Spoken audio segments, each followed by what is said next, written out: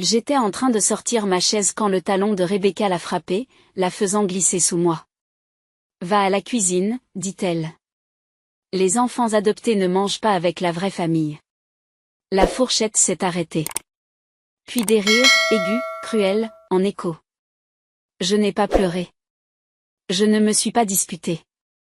Je suis retournée à mon sac à main, j'ai sorti l'enveloppe épaisse que j'avais gardée cachée pendant des semaines et je l'ai posée au centre de la table. Maman et papa m'ont laissé ça, ai-je dit calmement. Appelle tes avocats. On finira ça demain. Et la façon dont tous les sourires se sont éteints dans cette pièce. Ce n'était même pas le vrai début. Bonjour, je m'appelle Leila Morgan et pendant la majeure partie de ma vie, j'ai essayé de me convaincre que le fait d'être l'enfant adopté de la famille Morgan n'avait pas d'importance. Harold et Myriam, mes parents, ne m'ont jamais fait sentir que j'étais différente, mais il y a 3 enfants biologiques, Rebecca, Ethan et Nathalie. Ils ont veillé à ce que je n'oublie jamais où ils pensaient que j'étais à ma place. En grandissant, les rappels se faisaient par petites touches.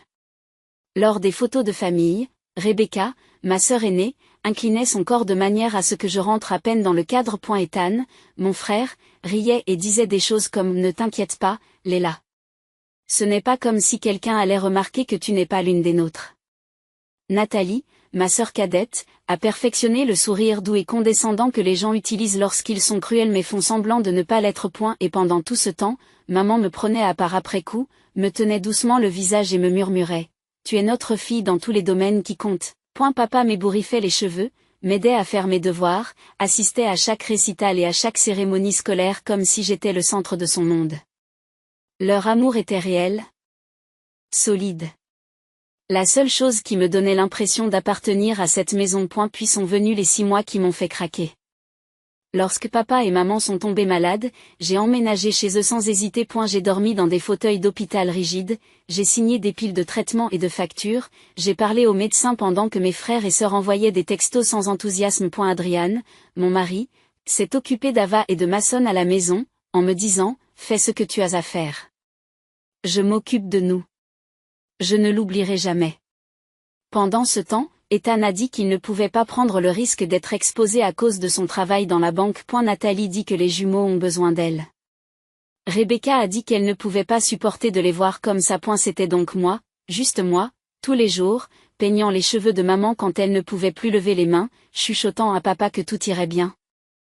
Même si je savais que ce ne serait pas le cas. Tenir leurs mains lorsqu'ils ont tous deux disparu à quelques jours d'intervalle. Et puis, après les funérailles, des funérailles où mes frères et sœurs ont soudain joué le rôle d'enfants dévoués, ils ont fait une annonce. Rebecca, avec sa voix polie et sa posture parfaite, a dit qu'elle voulait organiser un dîner familial en l'honneur de maman et papa. Elle a même réparti les tâches. Leila, tu t'occupes de la cuisine. Tu es toujours la meilleure pour préparer les recettes de maman. Ethan acquiesce comme s'il s'agissait d'une réunion de travail. Nathalie a ajouté, et peut-être que tu devrais apporter les petits pains de la boulangerie près de chez toi. Maman les adorait. J'aurais dû voir le piège se former, les conversations étouffées lorsque j'entrais dans une pièce, la façon dont ils agissaient comme si j'étais une employée utile et non une famille. La façon dont ils évitaient le contact visuel lorsque je demandais à quoi servait exactement ce dîner. Pourtant, le deuil vous fait espérer des choses que vous ne devriez pas. J'ai passé 3 jours à cuisiner les plats préférés de ma mère, à choisir une bonne bouteille de vin que je ne pouvais pas vraiment m'offrir, à porter une robe dont elle disait toujours qu'elle mettait en valeur mon sourire. Je me suis dit que ce dîner nous rapprocherait peut-être.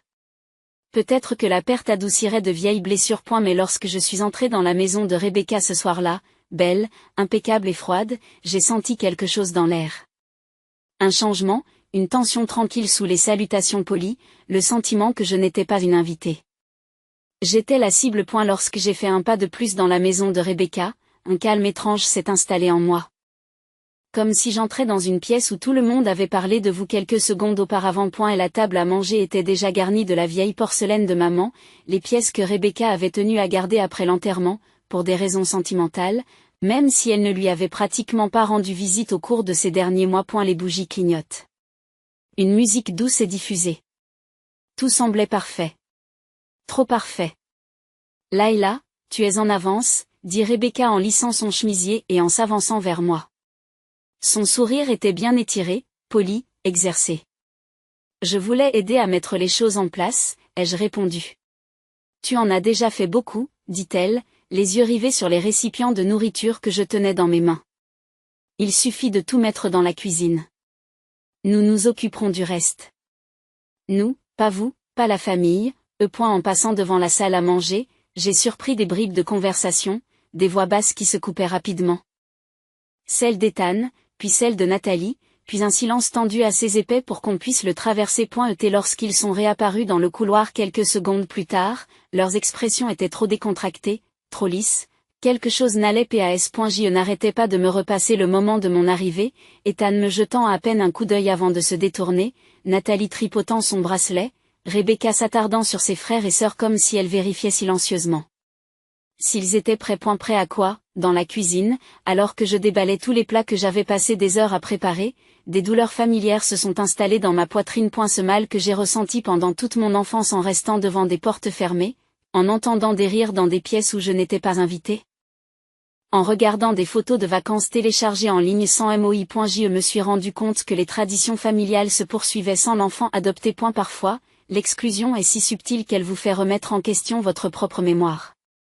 D'autres fois, elle s'approche et vous sourit au nez. Alors que je disposais les portions du rôti aux pommes et à la cannelle de ma mère sur un plateau, un flashback m'a envahi, si vif que je pouvais presque sentir l'odeur de la cannelle d'il y a des années. J'avais 11 ans et je tenais une assiette de biscuits que j'avais préparée moi-même. Rebecca, Ethan et Nathalie étaient sous le porche et profitaient de la soirée d'été. Je leur ai demandé s'ils en voulaient un. Ils ont échangé un regard. Rebecca a dit, bien sûr, mais quand je me suis éloignée, je l'ai entendu murmurer, elle en fait trop.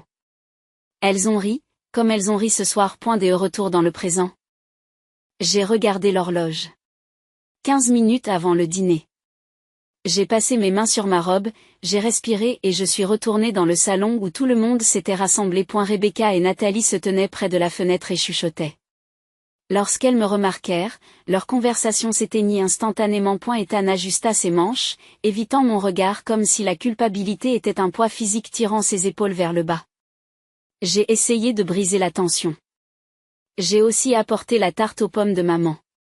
Celle qu'elle m'a apprise, ai-je dit. Le sourire de Rebecca m'a coupé dans mon élan. C'est parfait. Tu pourras la servir plus tard. La servir. Pas le partager. Le servir. Quelque chose dans leur ton, dans leur posture, dans leur politesse soigneusement construite. Tout cela ressemblait à une performance. Ils attendaient le bon moment pour laisser tomber ce qu'ils avaient prévu. Eva et Mason n'étaient pas là pour me distraire avec leur bavardage. Adrian n'était pas là pour me serrer la main et me dire que tout irait bien. Il n'y avait que moi, entouré de gens qui étaient passés maîtres dans l'art de me faire sentir comme une étrangère sans jamais prononcer les mots à haute voix. J'ai essayé de me rappeler pourquoi j'étais venue. Parce que je voulais croire en la famille. Parce que je voulais croire que le chagrin pouvait adoucir la cruauté. Parce que j'avais passé 6 mois à donner tout ce que j'avais pour que maman et papa soient à l'aise dans leurs derniers jours et que peut-être, cela comptait pour eux aussi. Mais alors que je m'asseyais prudemment, tranquillement, j'ai vu Rebecca qui me regardait. Pas chaleureusement, pas comme une sœur, mais comme quelqu'un qui vérifie que le piège est bien tendu. J'ai su alors que ce qui se préparait n'était pas de la gentillesse. Le dîner a commencé comme les catastrophes le font souvent, calmement, poliment, chacun faisant comme si de rien n'était. Rebecca a pris la place en bout de table, celle que maman avait l'habitude d'occuper, et a plié sa serviette avec la même suffisance. Ethan a versé du vin comme s'il organisait une réunion d'entreprise et non une commémoration familiale. Nathalie continuait à lisser sa robe, jetant des coups d'œil à tout le monde comme si elle attendait un signal. Je me suis assise à l'autre bout, la place laissée libre après qu'il se soit déjà arrangé. J'ai essayé de l'ignorer. J'ai essayé de respirer. Pendant les 10 premières minutes, la conversation a été inoffensive. Ethan parlait de son travail. Nathalie parlait de ses jumeaux. Rebecca s'est souvenue du jardin de maman, oubliant commodément qu'elle ne l'avait pas arrosé une seule fois. Mais rien dans cette pièce ne semblait réel. Chaque sourire semblait étiré. Chaque histoire semblait avoir été répétée. J'ai sorti les plats que j'avais passé des jours à préparer, les préférés de maman, et Rebecca a frappé légèrement dans ses mains. Oh, bien, Leila. Tu peux commencer à servir. Servir, pas rejoindre. J'ai ravalé la douleur, bien sûr. en me déplaçant autour de la table, j'ai remarqué qu'aucune d'entre elles ne me faisait de place. Pas une seule chaise ne s'est déplacée, pas une seule main ne s'est proposée pour m'aider. J'ai posé les assiettes devant eux pendant qu'ils continuaient leur conversation, comme si j'étais une employée. Comme si ce n'était pas censé être le dîner qui honorait les deux personnes qui m'aimaient plus que tout. À au milieu du repas, Ethan se racla la gorge de cette façon condescendante qu'il avait au lycée. Puisque nous sommes tous là, nous devrions peut-être parler de la maison. Rebecca acquiesce. Et des bijoux de maman. Il y a des pièces de valeur.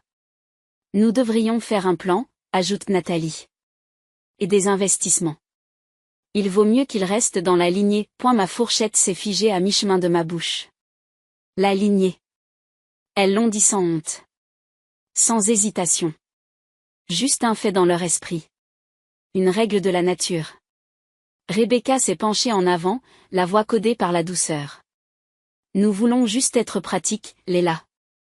Je suis sûre que tu comprends. J'ai compris beaucoup de choses à ce moment-là. Comme le fait que les sourires de tout à l'heure étaient des appâts. La petite conversation était un piège. Le dîner, une scène. J'ai posé ma fourchette. Qu'est-ce que tu dis exactement? Nathalie a pris une inspiration, préparant son faux ton compatissant. Nous savons tous que papa et maman t'aimaient, Léla. Mais légalement, l'héritage va généralement aux enfants biologiques. C'est comme ça que les familles fonctionnent. Les familles, acquiesce Ethan. Nous ne t'excluons pas. Nous disons juste que la majorité doit rester à sa place. À sa place, la pièce s'est inclinée. Quelque chose en moi, ce dernier espoir, s'est brisé net en deux. Vous êtes sérieuse, ai-je murmuré. Rebecca a penché la tête, le petit sourire en coin qu'elle arborait dans son enfance s'est faufilé. Ne sois pas dramatique. Tu peux garder des choses sentimentales, une photo ou deux. Mais la maison, les comptes. Ce n'est que justice, et c'est tout. Quelque chose s'est arrêté dans ma poitrine. Un silence si net qu'il ressemblait à de la clarté. J'ai repoussé ma chaise doucement. Ethan a levé un sourcil, confus. Nathalie s'est mordu la lèvre. Le sourire de Rebecca s'est légèrement atténué. Je me suis levée, j'ai marché vers la cuisine. Il pensait probablement que j'allais pleurer, ou me retirer. Ou disparaître comme il m'avait entraîné à le faire pendant des années. A eu lieu de cela, je me suis dirigée vers mon sac à main, j'ai glissé ma main à l'intérieur et j'ai refermé mes doigts sur l'épaisse enveloppe. Celle que maman avait pressée dans ma main quelques jours avant de perdre connaissance. Celle que papa a signée d'une main tremblante. Celle que j'avais portée pendant des semaines en attendant le moment où il me montrerait exactement qui ils étaient. J'ai fait demi-tour et je suis retournée dans la salle à manger avec un calme que je ne reconnaissais pas. Rebecca fronça les sourcils. Laïla, où es-tu? Je n'ai pas répondu. J'ai fait un pas vers le centre de la table, là où se trouvait la porcelaine de maman, et j'ai laissé tomber l'enveloppe dans un bruit sourd et précis. Le son a traversé la pièce. Qu'est-ce que c'est? Demanda Ethan, la voix serrée. Je les ai tous regardés dans les yeux. Maman et papa m'ont laissé cette lettre. Ai-je dit. Appelez vos avocats. Nous nous rencontrerons demain. Silence. Pendant un moment, personne n'a respiré. Puis c'est arrivé. La chose que j'attendais sans m'en rendre compte. La panique. Brute. Visible. Délicieuse. Le visage d'Ethan s'est vidé de ses couleurs. Les doigts de Nathalie s'enroulent autour de son verre de vin, comme si elle allait le faire tomber. Le sourire de Rebecca se figea puis se fissura. Laïla, murmura-t-elle, qu'as-tu fait? Je me suis légèrement penchée en avant. Ce que tu m'as fait faire? Et sans un mot de plus, j'ai pris mon sac à main et je suis sortie de la maison, laissant derrière moi leur silence stupéfait comme la fumée d'un feu que j'avais finalement allumé. Le lendemain matin, la ville semblait anormalement lumineuse, trop lumineuse pour ce que je savais être à venir. J'ai à peine dormi en repassant la nuit dernière dans ma tête. Les rires, les insultes, l'enveloppe frappant la porcelaine. Leurs visages se vidant de leur couleur. Adrian m'a conduite au cabinet d'avocat, sa main reposant sur la mienne pendant tout le trajet. Tu ne leur dois rien, dit-il à voix basse. Je le sais. Mais une partie de moi, une partie douce et têtue, souhaite toujours qu'ils aient choisi différemment. Le cabinet d'avocat se trouvait dans une rue tranquille du centre-ville, les hautes fenêtres captant le soleil matinal. Alors que nous entrions, mon estomac se tordit. C'était le moment, celui auquel mes parents m'avaient préparé, celui dont mes frères et sœurs prétendaient qu'il n'arriverait jamais point, et la réceptionniste nous a conduits dans une longue salle de conférence, avec une table en bois sombre, des chaises en cuir, un mur de diplômes encadrés, et Rebecca, Ethan et Nathalie, assis là comme s'ils possédaient l'endroit. La femme d'Ethan, Clara, la requérante en droit des sociétés, était assise à ses côtés et portait un costume qui coûtait probablement plus cher que ma voiture.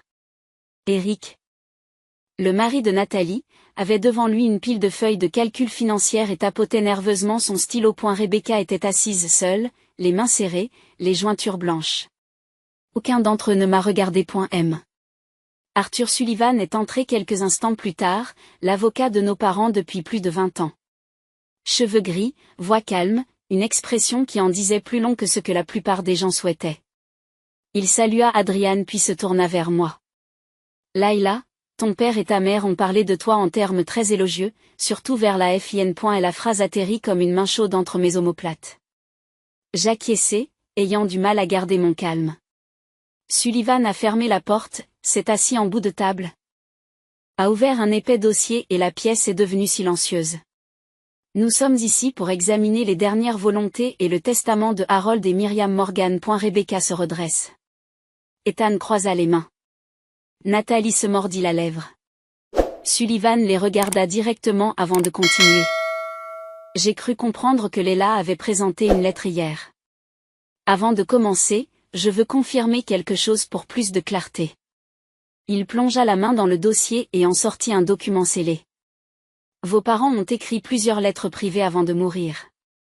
Celle que Leila a partagée était authentique et correspond aux révisions qu'ils ont faites il y a 8 mois. 8 mois. À peu près au moment où leur santé a commencé à décliner. Rebecca prend la parole en premier, la voix serrée. Monsieur Sullivan, nos parents n'ont jamais exclu aucun d'entre nous. Il doit y avoir une certaine confusion. Il n'y a pas de confusion, dit-il simplement. Il ouvre le testament. L'intégralité de la succession Morgan, maison, épargne, investissement, biens et tous les actifs assurés, doit être hérité par leur fille, Leila Morgan. On aurait pu entendre une épingle tomber. Même le ronronnement du climatiseur semble se figer. Sullivan a continué à lire le texte juridique, mais je n'ai pu me concentrer que sur le changement, je suis comme une secousse abstraite, alors que tous les yeux de la pièce se tournaient vers moi. Pas avec gentillesse, ni avec compréhension, mais avec une incrédulité si vive qu'elle frôlait la fureur. Ethan a été le premier à craquer. C'est ridicule, s'est-il exclamé. Nous sommes leurs enfants biologiques. Ils ne laisseraient pas tout à. Il se coupa. Mais le mot resta tout de même en suspens. À elle. À l'enfant adopté. Clara se pencha en avant. Nous aimerions examiner les dossiers médicaux à partir du moment où ces révisions ont été signées. Il y a peut-être eu une diminution de la capacité. Sullivan leva la main. Harold et Myriam ont été évalués et jugés compétents par 2 médecins. La voix de Rebecca se brise, non. Non, ils ne nous feraient pas ça. Ils nous aimaient. Ils vous aimaient tous, dit doucement Sullivan. Mais ils m'ont dit quelque chose de très spécifique. Puis-je la partager? Il m'a regardé. J'ai acquiescé. Sullivan a lu une note manuscrite dans le dossier. Nos enfants sont devenus des adultes avec leur propre vie. Mais Leila est celle qui ne nous a jamais quittés, non par obligation, mais par amour. Elle a pris soin de nous quand personne d'autre ne le faisait. Nous voulons lui donner la sécurité qu'elle nous a toujours donnée. Nathalie mit sa tête dans ses mains. Ethan se moque. Et alors? Elle les garde pendant quelques mois et obtient tout. C'est de la folie. J'ai senti quelque chose se durcir en moi. Une chaleur qui pulsait doucement et régulièrement. 6 mois, ai-je dit à voix basse. 6 mois d'hôpitaux, de paperasse et de sommeil sur des chaises. Où étiez-vous? Ils n'ont pas répondu. Sullivan a continué. Vos parents ont également ajouté une clause concernant les contestations du testament. Ethan se pencha en avant. Quelle clause? Si un bénéficiaire tente de le contester, il perd tout droit sur les photos de famille, les objets de famille, les objets personnels, les souvenirs ou les biens ayant une valeur sentimentale. Tout sera donné à la place. La panique a été instantanée, Rebecca a eu le souffle coupé. Ils allaient donner la bague de maman, les médailles de papa. Si une contestation est déposée, confirme Sullivan. Nathalie m'a regardé avec des yeux rouges. Layla, tu ne laisserais pas cela arriver, n'est-ce pas? Je veux dire. Nous avons grandi ensemble, n'est-ce pas? Demandai-je. Parce que mes souvenirs d'enfance avec toi sont très différents des tiens. Ethan a claqué sa main sur la table. Tu ne peux pas nous exclure. C'est notre héritage. Ma voix est restée calme. Tu n'étais pas là. Pas une seule fois. Vous aviez tous des excuses pendant que je les regardais s'éteindre jour après jour. Eric a parlé doucement, presque en s'excusant. Nous avons des difficultés financières, Layla. L'hypothèque. J'ai secoué la tête. Ne me mettez pas ça sur le dos. Clara s'est penchée, la voix tranchante. Légalement. Nous pouvons toujours faire valoir l'influence indue. Les circonstances. Sullivan a fermé le dossier avec un doux bruit final. On ne peut pas parler d'influence indue quand le bénéficiaire n'était pas présent lors des révisions. Layla n'était même pas dans le bâtiment quand ils ont fait ces changements. Le choc sur leur visage. C'est à ce moment-là que le pouvoir a basculé. La voix de Rebecca est devenue un murmure. Alors c'est vraiment fini? Non, ai-je dit. Cette partie est terminée. La suite dépend de vous. Nathalie avait l'air désespérée. Que attendez-vous de nous? J'ai réfléchi, vraiment réfléchi, aux insultes, à l'exclusion. Les années passées à être traitée comme une invitée, jamais comme une fille, les rires d'hier soir, la façon dont ils aimaient m'humilier. Ce que je voulais était simple. Je veux la paix, ai-je finalement dit, mais je ne négocierai pas les souhaits de mes parents. Ils ont fait leur choix, et toi aussi. Ethan se leva brusquement. Très bien. Nous allons voir s'il y a un moyen de pression juridique. Sullivan lui coupe la parole. Encore une chose. Tes parents ont laissé un dernier message privé pour Layla. Il me tendit une petite enveloppe. Je l'ai ouverte lentement. À l'intérieur, il y avait une seule ligne écrite de la main de ma mère. Tu as toujours été à nous. Maintenant, laisse-nous prendre soin de toi comme tu as pris soin de nous. Ma gorge s'est serrée. Ma vision s'est brouillée. Pour la première fois depuis leur mort, je me suis laissé aller à ressentir le poids de leur amour, non pas comme un fardeau, mais comme un cadeau. Lorsque j'ai levé les yeux, mes frères et sœurs me regardaient avec un mélange de ressentiment, de regret et de quelque chose qui ressemblait à de la peur. Je me suis levé. J'en ai fini ici. J'ai marché jusqu'à la porte. Ma main s'est refermée sur la poignée. Derrière moi, la voix de Rebecca a tremblé. Layla, attends, s'il te plaît. J'ai fait une pause. Mais je ne me suis pas retournée. Tu m'as dit d'aller à la cuisine, ai-je dit doucement, mais j'ai fini de manger des restes. Je suis sortie de la pièce, les laissant exactement là où ils m'avaient mise, toute ma vie derrière moi. Adrian attendait dans la voiture quand je suis sortie du cabinet d'avocat, et au moment où j'ai refermé la porte derrière moi, l'étau que je retenais dans ma poitrine s'est enfin brisé. Et elle m'a tendu la main sans un mot. Ce seul geste m'a libérée. Je me suis penchée sur lui, laissant couler les larmes que j'avais refusé de verser devant mes frères et sœurs. Cette nuit-là, une fois Ava et Mason endormis, j'ai tout raconté à Adrian, chaque ligne du testament, chaque réaction, chaque dernière tentative qu'ils avaient faite pour récupérer quelque chose. Et elle m'a écouté tranquillement, puis a dit. Ils t'ont perdu bien avant de perdre l'héritage. Les jours qui ont suivi ont été difficiles. Ethan a appelé pour proférer des menaces. Nathalie s'est présentée 2 fois en pleurs sur le pas de ma porte. Rebecca a envoyé des fleurs, des cartes, de longs messages sur la mauvaise communication, mais j'ai gardé la limite. Pour la première fois de ma vie, je ne me suis pas excusée. Je n'ai pas reculé. Je leur ai dit à chacun, je te pardonne. Mais le pardon ne reconstruit pas ce que vous avez détruit. Quelques semaines plus tard, dans une épicerie, j'ai croisé Dana, l'assistante sociale qui avait aidé mes parents dans leur dernière période de vie. Elle m'a parlé de 2 petites filles qui avaient tout perdu. Des sœurs de 4 et 3 ans, dont aucun membre de la famille n'était disposé à les prendre toutes les 2. Quelque chose s'est ouvert en moi. 8 mois plus tard, Lila et Hazel sont rentrées à la maison. Le premier soir où je les ai bordées.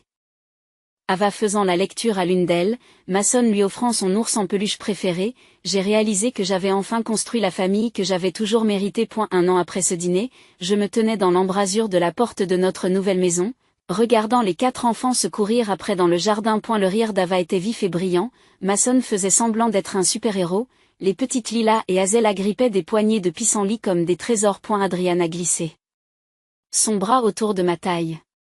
Il a chuchoté, c'est ça, la vraie famille. Et il avait raison.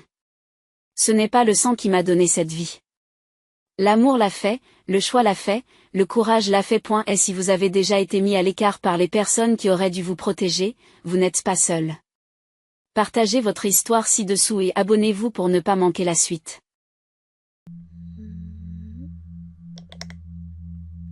That's all you have to do is just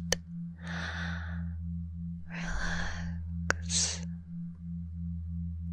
I'm finding it harder and harder to keep my eyes open. I'm sure you feel the same way, huh?